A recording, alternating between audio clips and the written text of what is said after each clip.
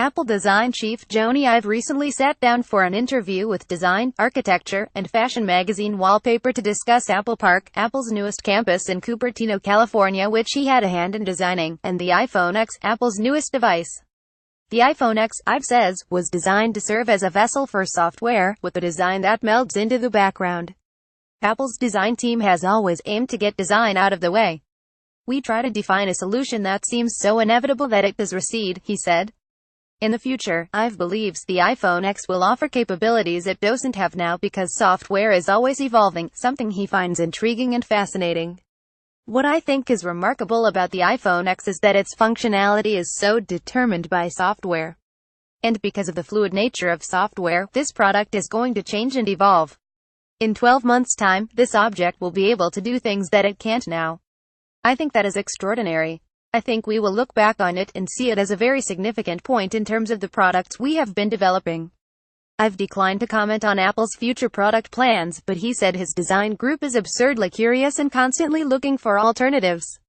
Some ideas are beyond the technology at the moment, but exist to galvanize the development of technology. Reflecting on the past, I'd say that looking back on the past 25 years, what Apple has learned is more important and precious than what's been designed. I always think that there are two products at the end of a program. There is the physical product or the service, the thing that you have managed to make, and then there is all that you have learned. The power of what you have learned enables you to do the next thing, and it enables you to do the next thing better. Ive is described as giddily excited about the new campus and its enormous ring-shaped main building and the potential it has to change the way Apple employees work by bringing them together.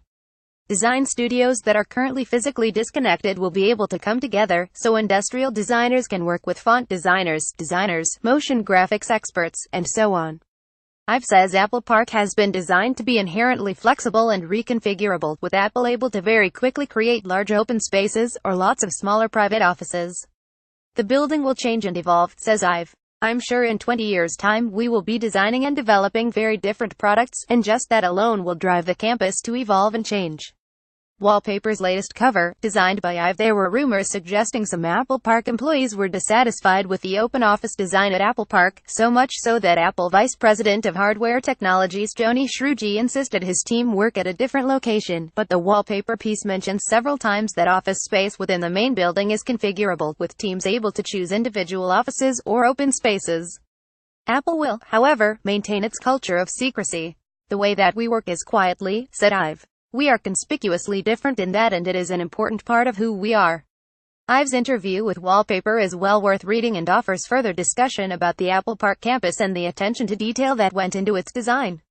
It also looks further at the various elements of Apple Park, including the Steve Jobs Theater, the landscaping, and the configuration of the building.